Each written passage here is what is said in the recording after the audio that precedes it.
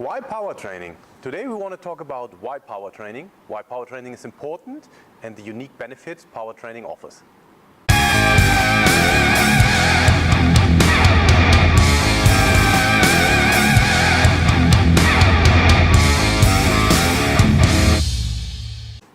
Why power training? If we look at the definition of power, power is the ability to exert force in the shortest period of time. And if we look at most sporting actions, there is a time limit to the sporting action or to the application of force in that sporting action. So let's look at a very simple example like running, especially sprinting. The time the foot is on the ground and the athlete can apply force is short. It's 100 milliseconds or less, depending on the level of the athlete. The higher the level of the athlete, the less the ground contact. So there's just 100 or less milliseconds where the athlete can apply force. So it doesn't matter how much force the athlete can apply after half a second or 1 second or 5 seconds. It's important how much force can be applied in that short period of time of 100 milliseconds or less. Therefore, the importance of power is very obvious. If we look at the physical formula of power, power is force multiplied by velocity. We can also see that power and power training bridges both sides of the continuum, so the force application as well as the velocity application. If we look at the activation of motor units, we have three mechanisms. One is the recruitment of muscle fibers, one is the firing frequency, and one is the synchronization.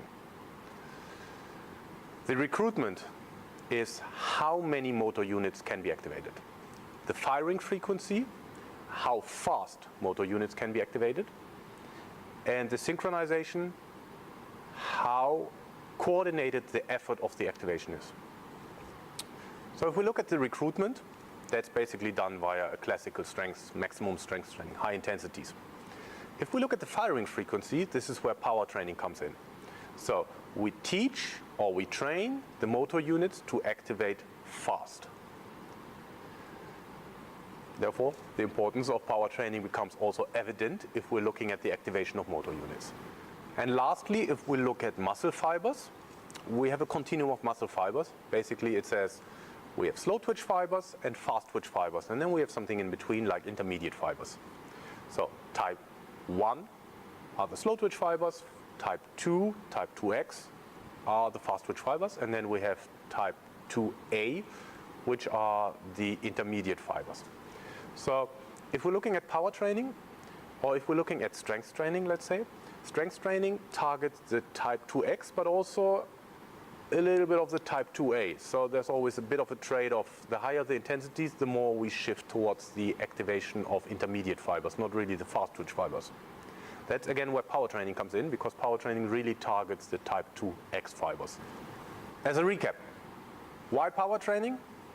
Because power is the ability to exert force in the shortest period of time, and that's what we have in sport. Whether it's a ground contact, whether it's a throwing action, or anything you can think of, there's always a time limit when you can apply force. If we look at the activation of motor units and the mechanisms of recruitment, firing frequency, and synchronization, the power training really targets the firing frequency. And if we look at muscle fibers, slow twitch, intermediate, and fast twitch, power training targets the fast twitch fibers.